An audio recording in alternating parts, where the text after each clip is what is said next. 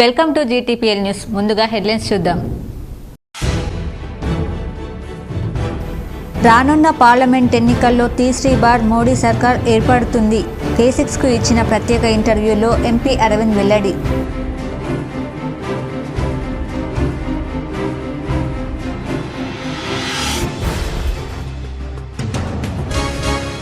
వంద ఏళ్లు పూర్తి చేసుకుంటున్న సందర్భంగా లక్ష్య శాఖలు ఏర్పాటు కోసం ప్రతి ఒక్కరూ కృషి చేయాలి. ఆర్ఎస్ఎస్ నగర శాఖల సంగమంలో అర్బన్ ఎమ్మెల్యే ధన్పాల్ సూర్యనారాయణ వెల్లడి.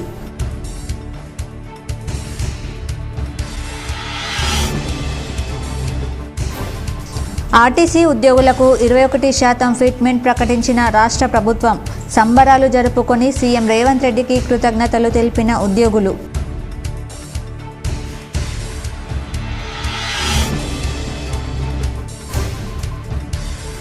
జిల్లాలో అడుగంటుతున్న భూగర్భ జలాలు, ఖాళీ అవుతున్న జలాశయాలు, ఆందోళన చెందుతున్న అన్నదాతలు.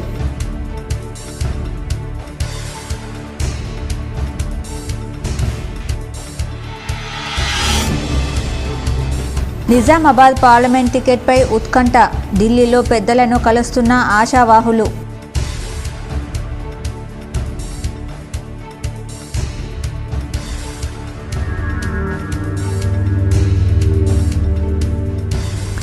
మండుతున్న ఎండలు, 37 డిగ్రీలకు చేరిన ఉష్ణోగ్రతలు. పగలు బాణుడి ప్రతాపం, రాత్రి చలి తీవ్రత.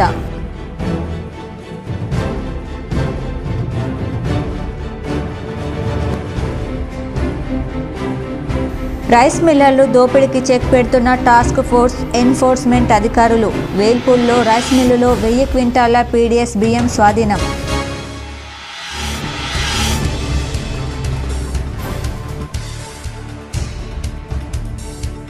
ఆర్మూర్ బాల్కొండ ప్రాంతాలలో విత్తన ఎర్రజొన్న ధరల కోసం రైతులు ఎదురుచూపు.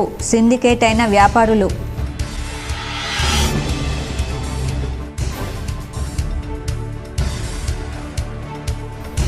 కామారెడ్డి జిల్లా బీఆర్ఎస్ కార్యకర్తల విస్తృత స్థాయి సమావేశంలో మాజీ మంత్రులు కేటీఆర్, ప్రశాంత్ రెడ్డిల ఆరోపణ.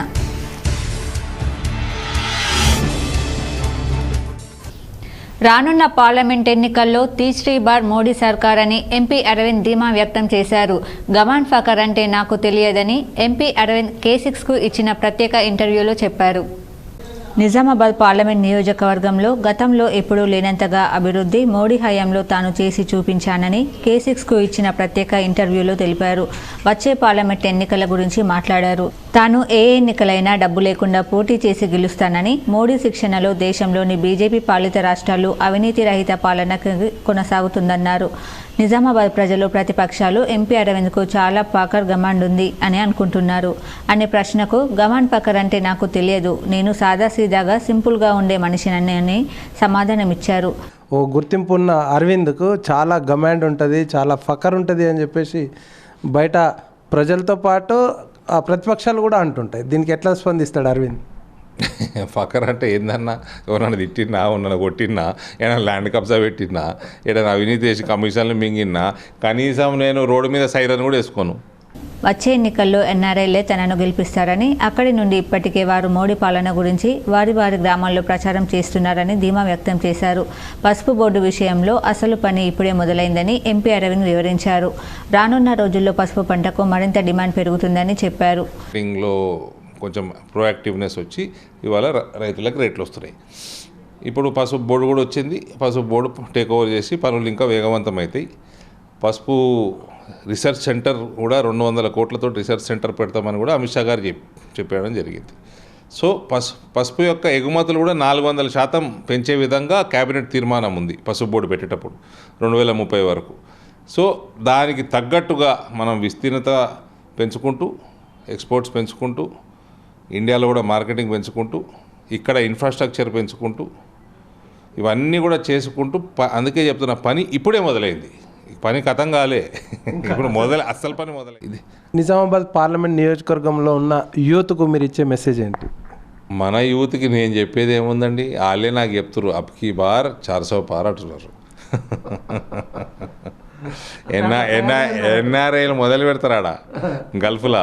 ఎన్ఆర్ఐలు మొదలు పెడతారు, ఇక్కడ ఫోన్లు చేస్తారు, వాళ్ళ ఇళ్ళలో చెప్తారు అప్కి బార్ 400 పార్ అంటారు వాళ్ళు కూడా. నరేంద్ర మోడీ దేశాన్ని కాపాడుతున్నాడు, ధర్మాన్ని పెంచుతున్నాడు, ధర్మ సంస్థాపన చేస్తున్నాడు, సనాతన ధర్మాన్ని ప్రపంచంలో పెంచుతున్నాడు, చంద్రమండలం నుంచి భూమండలం మీద మొత్తం భారతీయతని పెంచుతున్నాడు. అటువంటి వ్యక్తికి మనం బలపరిచే బాధ్యత మన మీద ఉన్నది. కాబట్టి దానికి అనుకూలంగా ఓట్లు వేయండి. అప్కి బార్ 400 పార్. నిజామాబాద్ ప్రజలకు ఎంపీ అరవింద్ ఏమి పని చేస్తారని ఓటు వేయాలని అడిగిన ప్రశ్నకు ఎంపీ అరవింద్ సమాధానమిస్తూ గత ఎన్నికల్లో ఇచ్చిన హామీల కంటే ఎక్కువ పని చేశానని తెలిపారు. ఇప్పుడు కూడా నేను ఎక్కడ ₹1 కూడా అవినీతికి పాల్పడలేదని, అవినీతి లేని రాజ్యం కోసం మోడీ కృషి చేస్తున్నారని, సహకరిస్తున్నారని అరవింద్ పేర్కొన్నారు. వచ్చే ఎన్నికల్లో అంటే గత 5 ఏళ్లలో అసలు అరవింద్ నిజామాబాద్ పార్లమెంట్ నియోజకవర్గానికి ఏం చేసిండని ఓటు వేయాలని. ప్రధానమంత్రి నరేంద్ర మోడీ గారి ఆధ్వర్యంలో 10 సంవత్సరాలలో రాజకీయ నాయకుడు అన్న డెఫినేషన్ మారిందండి. ఇవాళ 5 సంవత్సరాల నుంచి మనము కంప్లీట్ చేసుకున్నాం ఎంపీగా. ఎక్కడ కూడా అవినీతి మచ్చ కానీ ఆరోపణ కానీ మన మీద లేదు.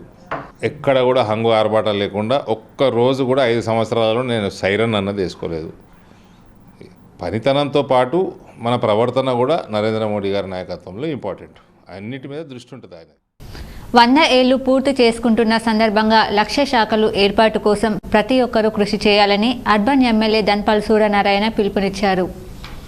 నిజామాబాద్ నగరంలోని గిరిరాజ్ కళాశాల మైదానంలో రాష్ట్రీయ స్వయం సేవక్ సంఘ్ ఇందూర్ శాఖల సంగమం నిర్వహించారు. ఈ కార్యక్రమానికి ముఖ్య అతిథిగా అర్బన్ ఎమ్మెల్యే ధన్పాల్ సూర్యనారాయణ, ప్రధాన వక్తగా తెలంగాణ ప్రాంత సహా బౌద్ధిక ప్రముఖ్ నర్ర వెంకట శివకుమార్లు పాల్గొన్నారు. 65 శాఖలకు చెందిన స్వయం సేవకులు కలిసి ఒకేసారి ధ్వజాలు ఎగురవేశారు.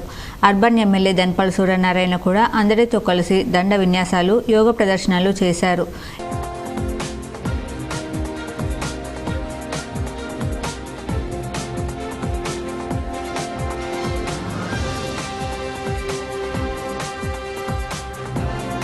ఈ సందర్భంగా వెంకట్ శివకుమార్ మాట్లాడుతూ వ్యక్తి నిర్మాణం ద్వారా దేశ నిర్మాణం జరుగుతుందన్నారు. స్వయం సేవక్ సంఘ పరివార్ ఏర్పాటై 98 ఏళ్లు పూర్తయిందని చెప్పారు. ప్రతిరోజు 1 గంట సేపు శాఖ నడపడం అనేటటువంటిది రాష్ట్రీయ స్వయం సేవక్ సంఘం యొక్క ప్రధానమైనటువంటి పని. కానీ ఈ పని 1925 విజయదశమి రోజున ఒక శాఖతో ప్రారంభమై నేడు దేశవ్యాప్తంగా 75,000కు పైగా శాఖలు నడుస్తున్నాయి. రాబోయే శతాబ్ది ఉత్సవాల వరకు అర్బన్ ఎమ్మెల్యే ధన్పాల్ సూర్యనారాయణ మాట్లాడుతూ మనిషి నిత్య జీవితంలో RSS ఒకే భాగంగా చేసుకోవాలని సూచించారు. మన సంస్కృతి సంప్రదాయాలు ప్రపంచ స్థాయిలో గుర్తింపు తీసుకువచ్చే విధంగా మన దేశం పనిచేస్తుందని చెప్పారు.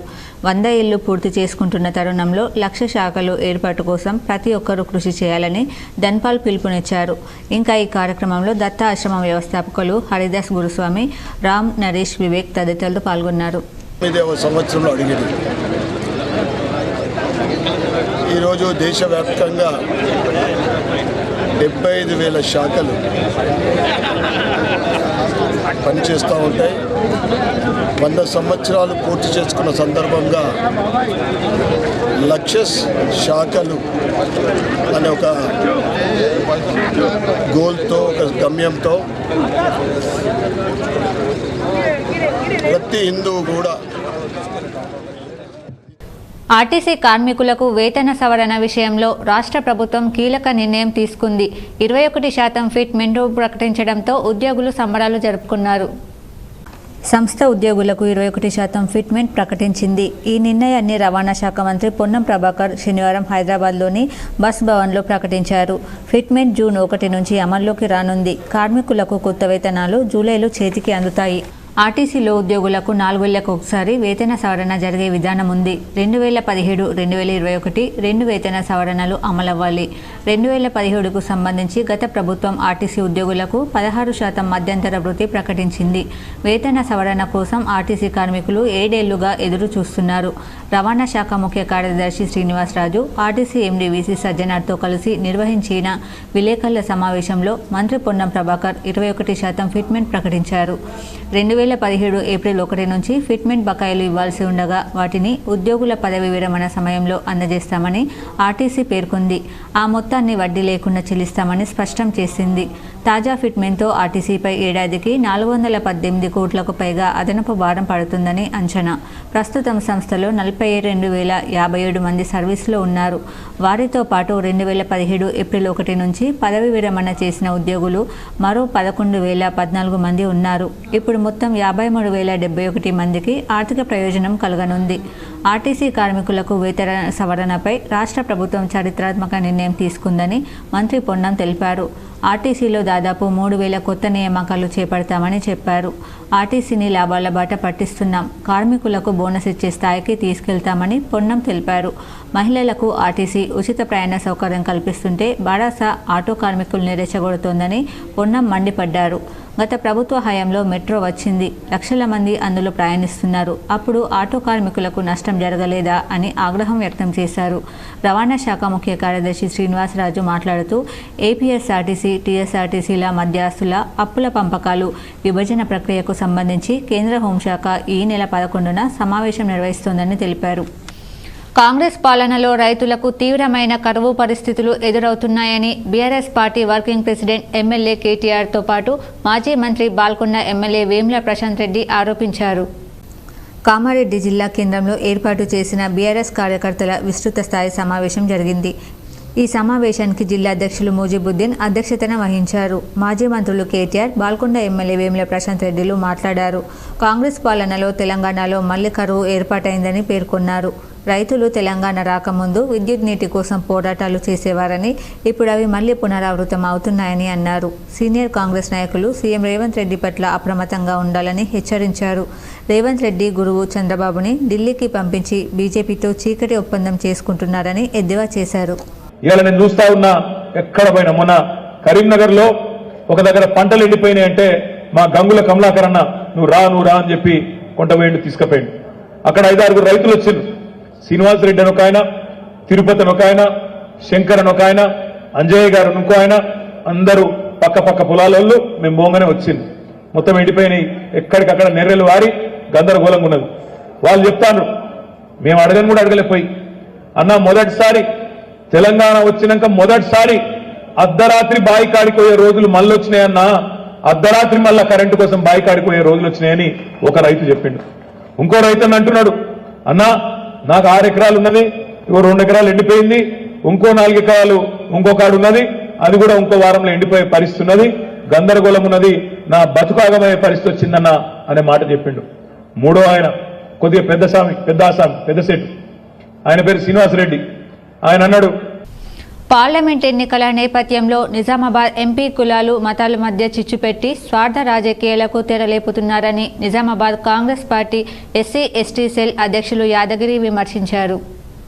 ఆదివారం రోజున కాంగ్రెస్ భవన్ నందు నిర్వహించిన పత్రికా సమావేశంలో జిల్లా ఎస్టీ సెల్ అధ్యక్షులు యాదగిరి మాట్లాడుతూ, కాంగ్రెస్ ఎన్నికల డిక్లరేషన్లో చెప్పిన విధంగా ఆదివాసీ కార్పొరేషన్, గిరిజన కార్పొరేషన్, ఎరుకల కార్పొరేషన్ తీసుకువస్తుందని, అదేవిధంగా అసైన్డ్ భూములకు, పోడు భూములకు పట్టాలిస్తామని తెలిపారు. ఆదివాసీ గిరిజన సోదరులు వచ్చే పార్లమెంట్ ఎన్నికల్లో కాంగ్రెస్ పక్షాన నిలుస్తారనే భయంతో ఎంపీ అరవింద్, రామరావు మహారాజ్ విగ్రహాలు పంపిణీ చేశారని, నిజంగా అరవింద్కు గిరిజనుల పట్ల ప్రేమ ఉంటే కేంద్రంతో మాట్లాడి ప్రతి తండాలో రామరావు మహారాజ్ గుడిలు కట్టించాలని డిమాండ్ చేశారు. 2019 ఎన్నికల్లో మా బంజారాల గురువైన రామరావు మహారాజ్ యొక్క ఆశీర్వాదం తీసుకుని ఎన్నికల్లో గెలిచిన అరవింద్ గురువుకి మాట ఇచ్చిన విధంగా గిరిజనుల అభివృద్ధికి గాని, గిరిజనుల పక్షాన గాని ఏనాడు నిలబడలేదు. కేవలం బీజేపీ తమ స్వార్థ రాజకీయాల కోసమే రామరావు మహారాజ్ యొక్క విగ్రహాలను వారి ఫౌండేషన్ ద్వారా పంపిణీ చేస్తున్నాయని యాదగిరి తెలిపారు.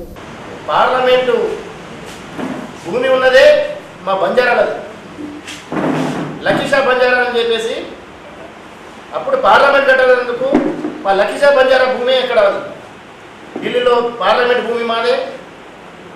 ఇప్పుడు హైదరాబాద్లో ఉన్న బంజారా హిల్స్ కూడా మొత్తం అంతా బంజారాలది.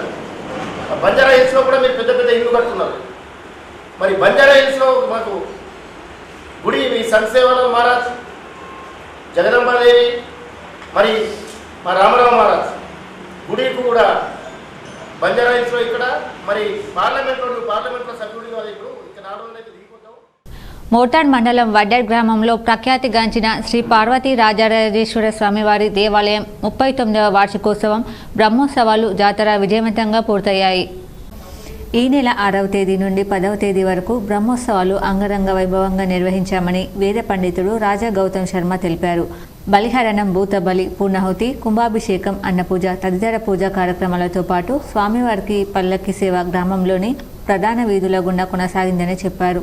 భక్తులు స్వామివారి ఉత్సవాలలో అధిక సంఖ్యలో పాల్గొని స్వామివారి కృపకు పాత్రులయ్యారని తెలిపారు. సహకరించిన భక్తులకు గ్రామాభివృద్ధి కమిటీ, దేవాలయ కమిటీ సభ్యులు ప్రత్యేక కృతజ్ఞతలు తెలిపారు. రెంజల్ మండలంలోని బోర్గాం గ్రామంలో భూమి కోసం, భుక్తి కోసం, పేద ప్రజల విముక్తి కోసం సమాజమే లక్ష్యంగా 48 సంవత్సరాలు అజ్ఞాత జీవితం గడిపిన భారత విప్లవోద్యమ నేత, సిపిఐ-ఎంఎల్ ప్రజాపంత రాష్ట్ర కార్యదర్శిగా పనిచేసిన కామ్రేడ్ రాయల సుభాష్ చంద్రబోస్ మార్చి 9, 2016న అమరత్వం పొందారు. వారి వర్ధంతి వేడుకలను ఘనంగా నిర్వహించారు. మరొక విప్లవ శిఖరం రవణ తమ్ముడు, ప్రజాపంత సీనియర్ నాయకులు, పిండి ప్రోలు సర్పంచ్, ప్రజాదరణ పొందిన ప్రజానేత కామ్రేడ్ రాయల నాగేశ్వరరావు మార్చి 8, 2023 అమరత్వం పొందారు. ఒకరేమో 48 సంవత్సరాలు అజ్ఞాత జీవితం గడిపి భారత విప్లవోద్యమానికి పోరాడారు. మరొకరు 5 పర్యాయాలు ప్రజాప్రతినిధిగా ఉంటూ నిత్యం ప్రజలలో మమేకమై ప్రజా సమస్యల పరిష్కారానికి పోరాడారు. వీరిద్దరి మరణం భారత విప్లవోద్యమానికి, ప్రజా ఉద్యమాలకు, ప్రజాపంతకి తీరని నష్టమైనప్పటికీ వారిద్దరి పోరాట స్ఫూర్తిగా తీసుకుని ప్రజా సమస్యలపై మరిన్ని పోరాటాలు నిర్మిస్తామని కామ్రేడ్ రవణలకు మా కన్నీటి ఎర్రని జోహాలు అర్పిస్తున్నాం. రెంజల్ మండల కమిటీ ఆధ్వర్యంలో కామ్రేడ్ రాయల సుభాష్ చంద్రబోస్ 8వ వర్ధంతి సభ బోర్గాం గ్రామంలో జరిగింది. ఈ కార్యక్రమంలో రాష్ట్ర కమిటీ సభ్యులు మిద్దె నరేందర్, బోధన్ డివిజన్ కార్యదర్శి డి రాజేశ్వర్, నాగన్న, పార్వతీ రాజేశ్వర్ షేక్ తదితరులు పాల్గొన్నారు. నిజామాబాద్ జిల్లాలో రైస్ మిల్లర్ల దోపిడీని అరికట్టేందుకు టాస్క్ ఫోర్స్ బృందం పకడ్బందీగా చర్యలు చేపడుతోంది. వేల్పూర్లో 1000 క్వింటాళ్ల పీడీఎస్ బియ్యంను టాస్క్ ఫోర్స్ అధికారులు పట్టుకున్నారు.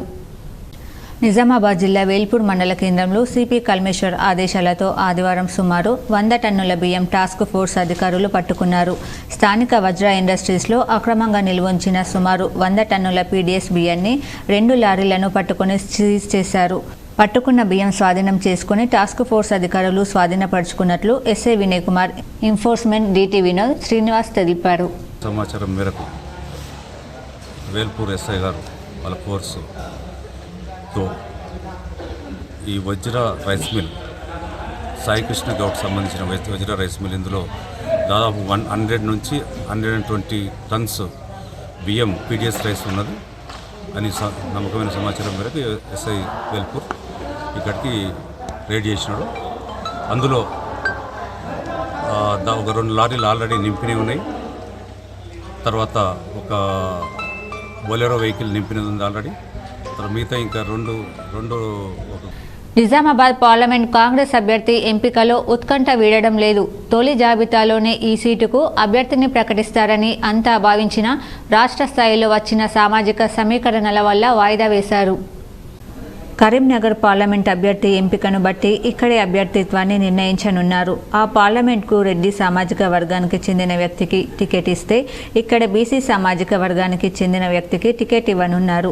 రాష్ట్ర స్థాయిలో మొదటి జాబితాలోనే 2 రెడ్డి సామాజిక అభ్యర్థులకు టికెట్ ఇవ్వడం వల్ల మిగతా 13 నియోజకవర్గాల పరిధిలో ప్రధాన వర్గాలకు అవకాశం ఇవ్వనున్నారు. రెండో జాబితాలో నిర్ణయం తీసుకుని నిజామాబాద్ అభ్యర్థిని ప్రకటించే అవకాశం ఉన్నట్లు పార్టీ నేతల సమాచారం బట్టి తెలుస్తోంది. ఏఐసీసీ పెద్దలు పార్లమెంట్ సీటు అభ్యర్థి వాయిదా వేయడంతో జిల్లాకు చెందిన పలువురు నేతల్లో ఆశలు చిగురించాయి. వీరు మళ్లీ తమ ప్రయత్నాల్లో మునిగిపోయారు. పలువురు ఇప్పటికే ఢిల్లీ బాట పట్టారు.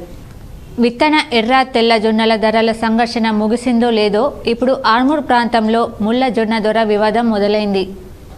కోతలు పూర్తయి కళ్ళల మీదకి వచ్చిన తర్వాత వ్యాపారులు ధరలతో దోబూచులాట మొదలుపెట్టారు. సీడ్ ఆర్గనైజర్ ఒక్కో గ్రామంలో ఒక్కో ధర చెల్లించడం రైతుల్లో అసహనానికి దారితీస్తోంది. ఇప్పటికే చాలామంది రైతులు ఎర్రజొన్నకు అనుకున్నంత ధర రాలేదని శీతల గిడ్డంకులకు తరలించారు. ఇప్పుడు అదే రీతిన ముళ్ళజొన్నను పంపేందుకు యత్నిస్తున్నారు. ఆర్మూర్ కేంద్రంగా బాల్కొండ, ఆర్మూర్, నిజామాబాద్ గ్రామీణ నియోజకవర్గాలతో పాటు సరిహద్దులోని నిర్మల్, మెట్పల్లి ప్రాంతాల్లో ఈ ముళ్ళజొన్న పంట సుమారు 15,000 ఎకరాల్లో పండిస్తున్నారు. ఈసారి ఎకరాకు సుమారు 22 నుంచి 24 క్వింటాల వరకు దిగుబడులు వచ్చాయి. అయితే ఎర్రజొన్న తెల్లజొన్న మాదిరే క్వింటాలకు 3,800 వరకు చెల్లిస్తామని వ్యాపారులు ముందస్తు ఒప్పందాలు చేసుకున్నారు. అలాగే మార్కెట్లో డిమాండ్ను బట్టి పెరిగితే దాని ప్రకారం చెల్లించాలని తీర్మానాలు చేసుకున్నారు. ఈ ఏడాది వర్షాభావ పరిస్థితులతో విత్తన సాగు కర్ణాటకలో గణనీయంగా తగ్గడంతో ఇక్కడ ఉత్పత్తికి భారీగా డిమాండ్ ఏర్పడింది. ఎర్రజొన్న తెల్లజొన్నలు గరిష్టంగా 4,000, అనుకున్న ధర 4,300 నుంచి 4,500 వరకు వెళ్ళింది. ముల్లజొన్నను కూడా అంతే ధర పెట్టి కొనాలని రైతులు డిమాండ్ చేస్తున్నారు. కానీ సిండికేట్గా మారిన వ్యాపారులు ఒకరిద్దరు 4,300 వరకు చెల్లిస్తున్నప్పటికీ సగటున 4,000 రూపాయలకే పరిమితం చేశారు. అలాగే క్వింటాలకు 6 కిలోల వరకు తరుగుతో పాటు తేమ శాతం 12 లోపు వచ్చేలా బాగా ఎండబెట్టాలని నిబంధనలు పెడుతున్నారు. దీంతో కొందరు రైతులు తప్పని పరిస్థితుల్లో పంట అమ్ముకుంటుండగా ఇంకొందరు భవిష్యత్తు ధరలపై ఆశలతో గిడ్డంకులకు తరలిస్తున్నారు. మరికొందరు వాతావరణ పరిస్థితులు మారుతుండడంతో చేసేదేమీ లేక ఇప్పటికైతే పంట ఇచ్చేసి తర్వాత ధర సంగతి చూద్దామనే ధోరణితో ఉన్నారు. ఏది ఏమైనా రైతుల అమాయకత్వం, అవసరాలు ఆసరా చేసుకుని వ్యాపారులు సిండికేట్గా మారి దోచుకుంటున్నారని వాపోతున్నారు. రైతులకు మద్దతు ధర అయిన 4,500 క్వింటాలకు ప్రభుత్వం హామీ ఇచ్చిన విధంగా కాంగ్రెస్ ప్రభుత్వం అధికారంలోకి వస్తే రైతులకు 4,500 రూపాయల క్వింటాలకు కొంటాము, అన్ని రకాలుగా ఆదుకుంటామని చెప్పారు. ఇది మాటల విధానం ఉంది తప్ప చేతల విధానంలో లేదు.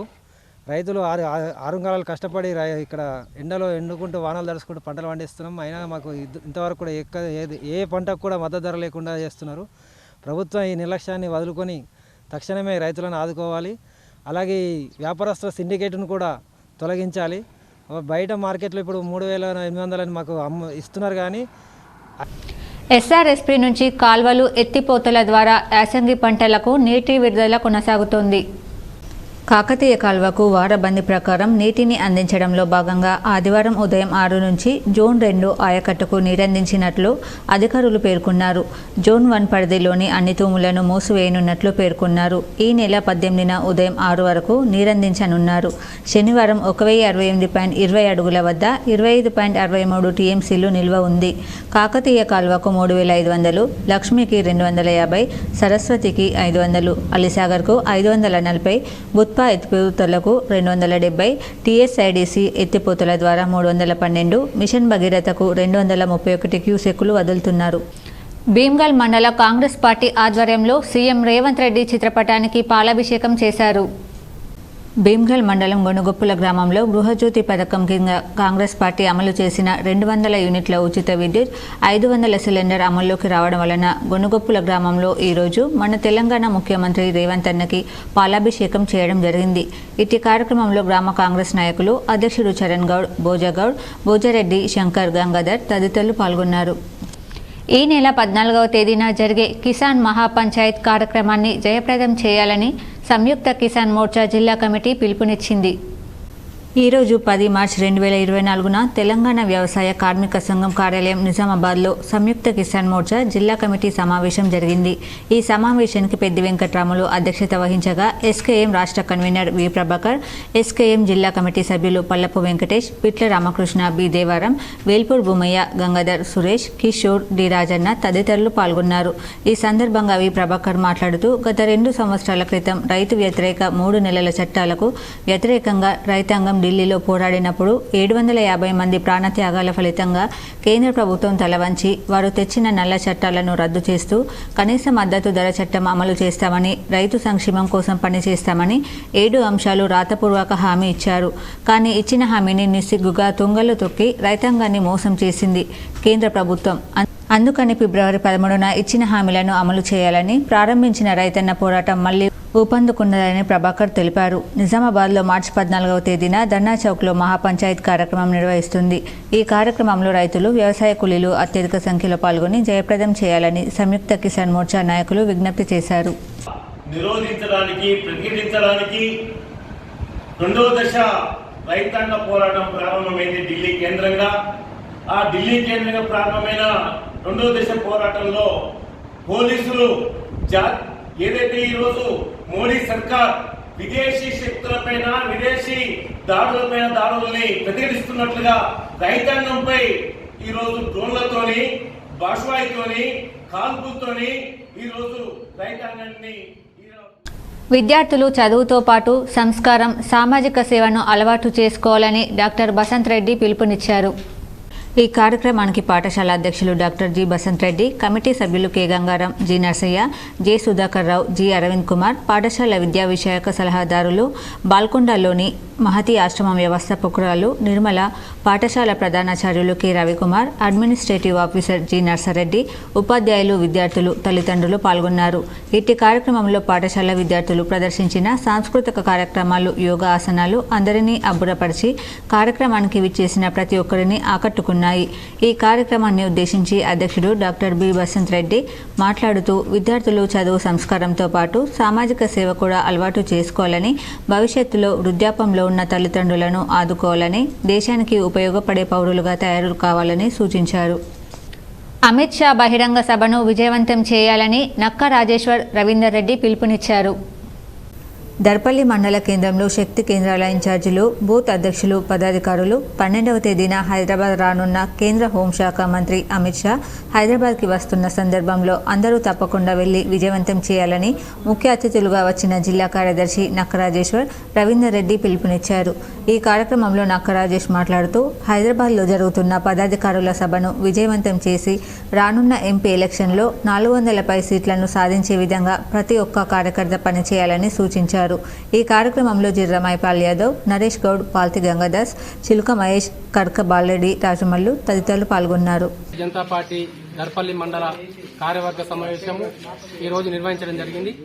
భారతీయ జనతా పార్టీ కేంద్ర హోంశాఖ మంత్రులు శ్రీ అమిత్ షా గారు 12వ తారీఖు నాడు ఎల్లుండి మరి ఎల్బీ స్టేడియంలో 2 గంటలకు సమావేశం గలదు బహిరంగ సభ. మరి ఈ బహిరంగ సభకు పోలింగ్ బూత్ స్థాయి అధ్యక్షులు, శక్తి కేంద్రం ఇన్ఛార్జీలు, మండల పదాధికారులు, ఆపై స్థాయి నాయకులు. నిజామాబాద్ జిల్లా కేంద్రంలో రాజీవ్ గాంధీ ఆడిటోరియంలో నేను సైతం ఆర్గనైజేషన్ వారు రాష్ట్ర స్థాయి సైన్స్ టాలెంట్ టెస్ట్ నిర్వహించారు. ఈ టాలెంట్ టెస్టులో బాన్స్వాడ ఇండియన్ మోడల్ స్కూల్కు చెందిన 7వ తరగతి చదువుతున్న సఫానా ఫాతిమా స్టేట్ ఫస్ట్ ర్యాంక్ సాధించింది. ఈ టాలెంట్ టెస్టులో ఇతర జిల్లాల నుండి 19 స్కూల్స్ నుండి 60 మంది విద్యార్థులు పాల్గొన్నారు. నేను సైతం ఆర్గనైజేషన్ వారు సఫానా ఫాతిమాకు మేమంటూతో పాటు సర్టిఫికేట్ అందజేశారు. సఫానాకు ఇండియన్ మోడల్ స్కూల్ యాజమాన్యం అభినందించింది. జిల్లాలో భూగర్భ జలాలు అడుగంటిపోతున్నాయి. మెట్ట ప్రాంతాల్లో వేసిన వరి పంట ఎండిపోతుంది. భూగర్భ జలాలు అడుగంటుండడంతో ఇబ్బందులు పడుతున్నారు. జిల్లాలోని సాగునీటి ప్రాజెక్టులు లేని భీమ్గల్, సిరికొండ, దర్పల్లి, ఇందల్వాయి, జక్రాన్పల్లితో పాటు పలు మండలాల పరిధిలో వరి సాగు చేసిన రైతులు పంటలు కాపాడుకునేందుకు అష్టకష్టాలు పడుతున్నారు. చెరువుల్లో నీళ్లు ఉండడం, భూగర్భ జలాలు పైననే ఉండటం, విద్యుత్ సరఫరా నిరంతరం ఉండడంతో ఎక్కువ మంది రైతులు వరి సాగు వైపు మొగ్గు చూపారు. జిల్లాలో ఈ యాసంగిలో రైతులు ఎప్పుడు వేయలేనంత వరి సాగు చేశారు. ఈ పంటల కోసం భారీగా నీటిని వినియోగిస్తున్నారు. అన్ని మండలాల్లో వరి సాగు చేయడంతో నీటి వినియోగం భారీగా పెరిగింది.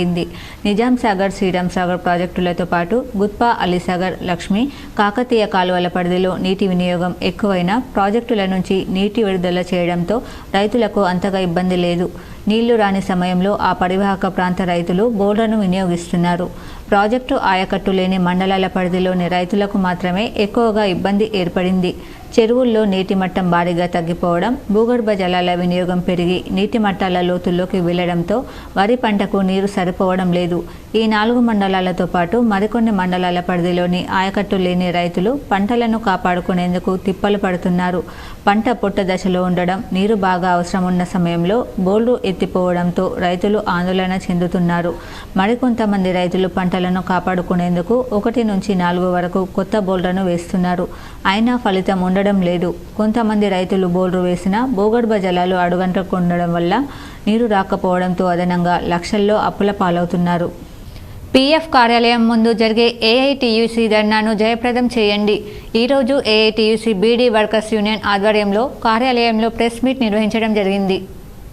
ఈ సందర్భంగా ఏఐటీయూసీ జిల్లా ప్రధాన కార్యదర్శి వై ఓమయ్య మాట్లాడుతూ బీడీ కార్మికులకు కనీస పెన్షన్ 6,000 రూపాయలకు పెంచాలని, ఆన్లైన్ సమస్యను త్వరితగతిన పరిష్కరించాలని, నామినీ పెన్షన్ అమలు చేయాలని, ఆర్ఓసీ సమస్యను పరిష్కరించాలని తదితర డిమాండ్లతో రేపు ఉదయం 10 గంటలకు నిజామాబాద్ బీడీ కమిషనర్ కార్యాలయం ముందు ఏఐటీయూసీ బీడీ వర్కర్స్ యూనియన్ ఆధ్వర్యంలో ధర్నా నిర్వహిస్తున్నాం. కావున జిల్లాలోని బీడీ కార్మికులు పెద్ద సంఖ్యలో హాజరై కార్యక్రమాన్ని విజయవంతం చేయాల్సిందిగా కోరుతున్నాము.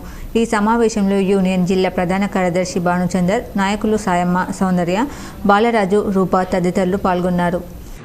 జాయింట్ డిక్లరేషన్ ఇచ్చినా, ఇంకా ఎటువంటి ఆన్లైన్ ద్వారా ఏ డిక్లరేషన్ ఇచ్చినా కూడా పిఎఫ్ అధికారులు త్వరితగతిన సమస్యను పరిష్కారం చేయకుండా పెన్షన్ వచ్చేటటువంటి కార్మికులకు కానీ పిఎఫ్ ఉన్నటువంటి కార్మికులకు కానీ అనేక ఇబ్బందులకు గురి చేస్తూ ఉన్నారు.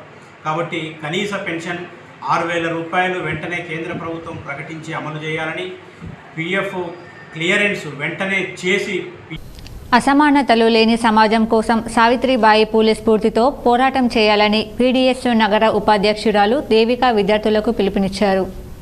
సావిత్రిబాయి పూలే 127వ వర్ధంతి సందర్భంగా నిజామాబాద్ జిల్లా కేంద్రంలో పీడీఎస్ నిజామాబాద్ నగర కమిటీ ఆధ్వర్యంలో సావిత్రిబాయి పూలే చిత్రపటానికి పూలమాలలు వేసి నివాళులు అర్పించడం జరిగింది. ఈ సందర్భంగా దేవిక మాట్లాడుతూ సావిత్రిబాయి పూలే దేశంలో మొట్టమొదటిసారిగా మహిళలకు అట్టడుగు వర్గాల వారికి చదువు నేర్పించిందని, పితృస్వామ్య వ్యవస్థకు వ్యతిరేకంగా, వితంతు వివాహాలకు వ్యతిరేకంగా కుల నిర్మూలన పోరాటాలు నిర్వహించిందని, సావిత్రిబాయి పూలే స్ఫూర్తితో విద్యా వ్యతిరేక విధానాలకు వ్యతిరేకంగా, అసమానతలు లేని సమాజం కోసం, విద్యారంగ సమస్యలపై సావిత్రిబాయి పూలే ఉద్యమ స్ఫూర్తితో పోరాడాలని పిలుపునిచ్చారు. ఈ కార్యక్రమంలో నగర నాయకులు నిఖిల్, అజయ్, ప్రమోద్ తదితరులు పాల్గొన్నారు. తాళాలు వేసి ఉన్న ఇళ్లనే దొంగలు టార్గెట్ చేస్తున్నారు. భీమ్గల్లో 2 ఇళ్లలో చోరీకి పాల్పడ్డారు. వివరాలు ఇలా ఉన్నాయి. నిజామాబాద్ జిల్లా భీమ్గల్ మండలం బడా భీమ్గల్లో దొంగల బీభత్సం సృష్టించారు. తాళం వేసిన 2 ఇళ్లలో దొంగతనం చేశారు. పక్క ఇళ్లకు గొల్లెం పెట్టి మరీ దొంగతనం చేశారు. జంగం ప్రవీణ్, జంగం రాజేశ్వర్ ఇంట్లో పడి 10 తులాల బంగారం, 30,000 నగదు ఎత్తుకెళ్లిన దొంగలు గ్రామంలో వేరే తాళం వేసిన 2 ఇళ్లు తాళం ధ్వంసం చేయగా వాటిలో ఏమీ దొరకలేదు. విషయం తెలుసుకున్న పోలీసులు కేసు నమోదు చేసి దర్యాప్తు చేస్తున్నారు. జిల్లాలో ఎండలు మండిపోతున్నాయి. తెలంగాణలోనే అత్యధికంగా మెండోరాలో 39.7 డిగ్రీల ఉష్ణోగ్రత నమోదైంది. సీజన్లో జిల్లాలోనూ ఇదే అత్యధికం. ఈ వేసవిలో మునుపెన్నడూ లేని విధంగా చరిత్రలోనే అత్యధికంగా ఉష్ణోగ్రతలు నమోదవుతాయని వాతావరణ శాఖ అధికారులు పేర్కొంటున్నారు. మార్చి 2వ వారంలోనే 40 డిగ్రీలకు చేరుకుంటే ఏప్రిల్ చివరి వారం, మే నెలలో పగటి ఉష్ణోగ్రతలు 50 డిగ్రీలు చేరినా ఆశ్చర్యపోవాల్సిన అవసరం లేదు. అదే సమయంలో రాత్రి వేళల్లో ఉష్ణోగ్రతలు తక్కువగానే నమోదవుతున్నాయి. వేకువజామున స్వల్పంగా మంచు పడుతూ చలి పెడుతోంది. శనివారం సగటు ఉష్ణోగ్రతలు 37.2 గరిష్టం, 20.8 కనిష్టం డిగ్రీలుగా నమోదైంది. ఎండవేడికి ప్రజలు మధ్యాహ్నం పూట బయటకు వెళ్లాలంటేనే భయపడుతున్నారు. దీంతో రోడ్లపై జనసందడి తగ్గింది. దుకాణాలు పగటిపూట బంద్ చేసి సాయంత్రం వేళ తెరుస్తున్నారు. తెలంగాణ రాష్ట్ర ఏకలవ్య ఆదర్శ గురుకుల విద్యాలయ సంస్థ పరిధిలోని ఏకలవ్య ఆదర్శ గురుకులాల్లో 2024-25 విద్యా సంవత్సరానికి 6వ తరగతిలో ప్రవేశాలకు దరఖాస్తులు స్వీకరణ ప్రక్రియ ప్రారంభమైంది. ఎంపికైన విద్యార్థులకు ఉచిత వసతి, భోజనం, విద్యా శిక్షణ అందిస్తారు. ఆంగ్లంలో బోధన, సిబిఎస్ఈ సిలబస్ బోధిస్తారు. అర్హులైన గిరిజన, ఆదివాసీ, సంచార గిరిజన, పాక్షిక సంచార గిరిజన, డీనోటిఫైడ్ ట్రైబ్ కేటగిరీలకు చెందిన విద్యార్థులు మార్చి 22వ తేదీలోగా ఆన్లైన్లో 100 రూపాయల ఫీజు చెల్లించి దరఖాస్తు చేసుకోవాలి. దరఖాస్తు చేసుకున్న వారికి ఏప్రిల్ 21న ప్రవేశ పరీక్ష నిర్వహించనున్నారు. మెరిట్ రూల్ ఆఫ్ రిజర్వేషన్ ప్రకారం సీట్లు కేటాయిస్తారు. 6వ తరగతిలో ప్రవేశాలకు తప్పనిసరి 2023-24 విద్యా సంవత్సరంలో 5వ తరగతి చదివి ఉండాలి. విద్యార్థి తల్లిదండ్రుల వార్షికాదాయం పట్టణ ప్రాంతంలో 1,00,000, గ్రామీణ ప్రాంతంలో 1,50,000 మించకూడదు. మార్చి 31, 2024 నాటికి 6వ తరగతికి 10 నుండి 13 ఏళ్ల మధ్య ఉండాలి. దివ్యాంగులకు 2 ఏళ్ల సడలింపు ఉంటుంది. 7, 8, 9 తరగతుల్లో మిగిలిన సీట్ల కోసం అర్హులైన విద్యార్థులు దరఖాస్తు చేసుకోవచ్చు. 6వ తరగతికి 100 మార్కులకు ప్రశ్నాపత్రం ఉంటుంది. ఇందులో మెంటల్ ఎబిలిటీ, అర్థమెటిక్, లాంగ్వేజ్ అంశాల్లో అడుగుతారు. తెలుగు, ఆంగ్ల మాధ్యమాల్లో పరీక్ష ఉంటుంది. ఇప్పుడు మండలాల వరుసలు చూద్దాం.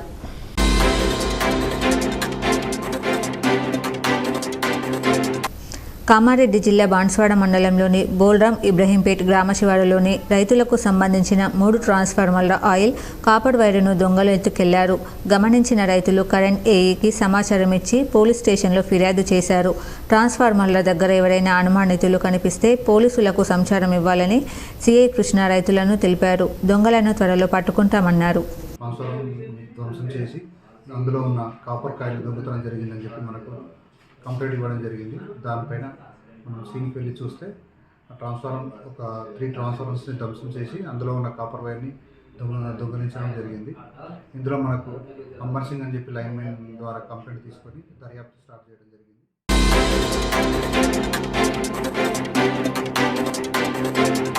ఈరోజు తెలంగాణ కాంగ్రెస్ ప్రభుత్వం 6 గ్యారంటీల్లో భాగంగా ఈరోజు ఎలక్ట్రిసిటీ జీరో బిల్లులో భాగంగా ఈరోజు డీకంపల్లిలో జీరో బ్యాలెన్స్ బిల్ ఇవ్వడంపై ప్రజలు హర్షం వ్యక్తం చేయడం జరిగిందన్నారు.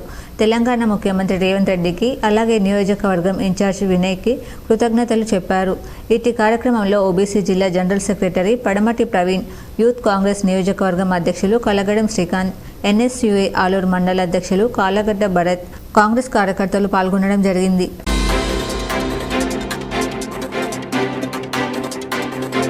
చెరువులో నీళ్లు పుష్కలం, నీళ్లు అందక ఎండుతున్న పంటలు శీర్షికన వచ్చిన కథనానికి స్పందించిన అధికారులు, ప్రతినిధులు కామారెడ్డి జిల్లా బీర్కూర్ నల్లచెరువు తూము శిథిలావస్థకు చేరుకుని తూము నుంచి నీళ్లు బయటకు రాక తూము కింది ఆయకట్టు ఎండిపోతున్న విషయాన్ని న్యూస్ ఛానల్లో రావడంతో ఈ విషయంలో బాన్స్వాడ ఎమ్మెల్యే పోచారం శ్రీనివాసరెడ్డి స్పందించి ఇరిగేషన్ అధికారులకు ఫోన్ చేసి తక్షణం తూము మరమ్మతులు చేపట్టాలని ఆదేశాలు జారీ చేయడంతో ఆదివారం ఇరిగేషన్ ఏఈ గజానన్, స్థానిక ప్రజాప్రతినిధులైన ఎంపీపీ రఘు, ఎంపీటీసీ సభ్యులు సందీప్ పటేల్, కోఆప్షన్ సభ్యులు ఆరిఫ్, ఆవారి గంగారం, అడిగే గంగులు, దుంపలరాజు, బుడ్డరాజు, కుర్మే రఘు చెరువు కట్ట తూము వద్దకు వెళ్లి తూము పరిస్థితి పరిశీలించారు.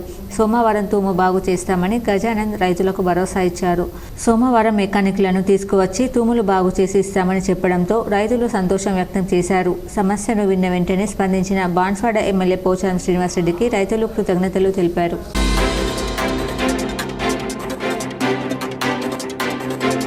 కమ్మట్పల్లి మండల కేంద్రంలోని కాంగ్రెస్ పార్టీ నాయకుల ఆధ్వర్యంలో గత 2 రోజుల క్రితం బేగంపేట్ విమానాశ్రయంలో తెలంగాణ రాష్ట్ర ముఖ్యమంత్రి రేవంత్ రెడ్డి, టీడీపీ అధ్యక్షులు చంద్రబాబు నాయుడు బేగంపేట ఎయిర్పోర్ట్లో 2 రోజుల క్రితం రహస్యంగా భేటీ అయ్యారని, రాజకీయంగా రహస్య చర్చలు జరిగాయని కేసీఆర్ గురువు చిన్నజీయర్ స్వామి కళలోకి వచ్చి చెప్పినట్లు ఒక పత్రికలో కల్పిత రాతలు రాసి ముఖ్యమంత్రి రేవంత్ రెడ్డికి, కాంగ్రెస్ ప్రభుత్వానికి చెడ్డ పేరు తీసుకొచ్చే విధంగా దిక్కుమాలిన రాతలు రాసిన దినపత్రికలను కాంగ్రెస్ పార్టీ ఆధ్వర్యంలో కమ్మర్పల్లి మండల కేంద్రంలో దగ్ధం చేయడం జరిగింది.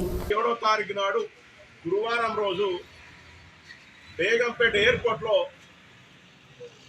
తెలుగుదేశం పార్టీ అధినేత చంద్రబాబు నాయుడు గారు, కాంగ్రెస్ పార్టీకి సంబంధించినటువంటి మన ముఖ్యమంత్రి, తెలంగాణ రాష్ట్ర ముఖ్యమంత్రి రేవంత్ రెడ్డి గారు బేగంపేట ఎయిర్పోర్ట్లో అంతర్గతంగా కలిశారు, చర్చలు చేశారని చెప్పేసి ఈ దిక్కుమాలిన నమస్తే తెలంగాణలో ప్రకటించారు. నేను అడుగుతున్నానికి ఈ నమస్తే తెలంగాణ పత్రికా అధిపతులను కేసీఆర్ను, మీ దిక్కుమాలిన రాజకీయాలు మానుకో కేటీఆర్, మీరు ఆడుతున్నటువంటి పొలిటికల్ గేమ్లో ఈరోజు రేవంత్ రెడ్డి గారు చంద్రబాబు నాయుడు కలిసినట్టు, చంద్రబాబు నాయుడు రేవంత్ రెడ్డిని కలిసినట్టు, అంతర్గత చర్చలు జరిపినట్టు అని చెప్పేసి ఏదైతే ఈ దిక్కుమాల. మరికొన్ని సంక్షిప్త వార్తలు. హైదరాబాద్లో ప్రభుత్వ సలహాదారునిగా ఎంపికైన మహమ్మద్ షబ్బీర్ అలీని ఏఐసీసీ నేత, మాజీ ఎంపీ మధుయాష్కి నగర కాంగ్రెస్ అధ్యక్షులు కేశవేణులు కలిసి శుభాకాంక్షలు తెలిపారు. పిట్ల మండలంలో కాంగ్రెస్ పార్టీ నాయకుడిని జుక్కల్ ఎమ్మెల్యే లక్ష్మీకాంతరావు పరామర్శించారు. వారి మాతృమూర్తి పార్థివ దేహానికి ఎమ్మెల్యే నివాళులర్పించారు.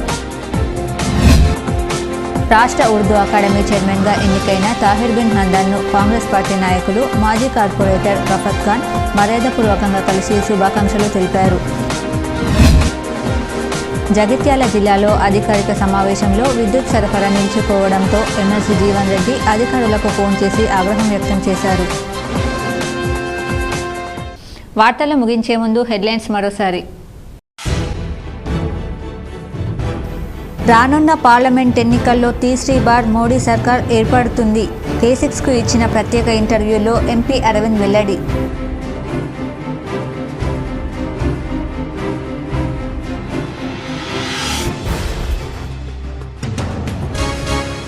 వంద ఏళ్లు పూర్తి చేసుకుంటున్న సందర్భంగా లక్ష్య శాఖలు ఏర్పాటు కోసం ప్రతి ఒక్కరూ కృషి చేయాలి. ఆర్ఎస్ఎస్ నగర శాఖల సంగమంలో అర్బన్ ఎమ్మెల్యే ధన్పాల్ సూర్యనారాయణ వెల్లడి.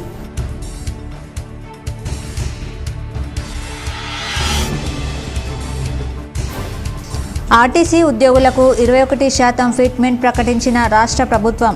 సంబరాలు జరుపుకొని సీఎం రేవంత్ రెడ్డికి కృతజ్ఞతలు తెలిపిన ఉద్యోగులు.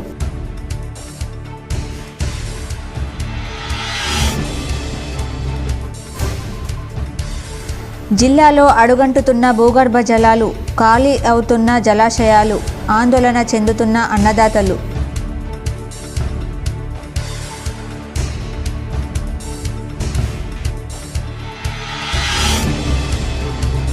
నిజామాబాద్ పార్లమెంట్ టికెట్పై ఉత్కంఠ, ఢిల్లీలో పెద్దలను కలుస్తున్న ఆశావాహులు.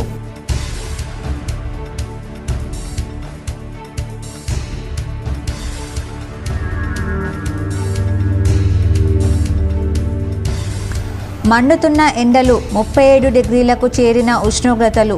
పగలు బాణుడి ప్రతాపం, రాత్రి చలి తీవ్రత.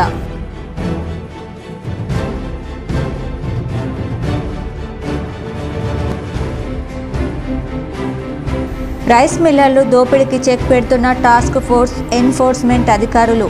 వేల్పూల్లో రైస్ మిల్లులో 1000 క్వింటాల పీడీఎస్ బియ్యం స్వాధీనం.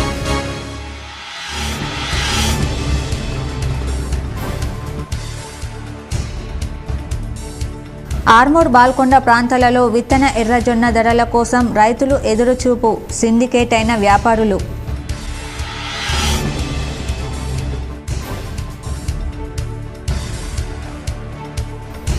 కామారెడ్డి జిల్లా బీఆర్ఎస్ కార్యకర్తల విస్తృత స్థాయి సమావేశంలో మాజీ మంత్రులు కేటీఆర్, ప్రశాంత్ రెడ్డిల ఆరోపణ.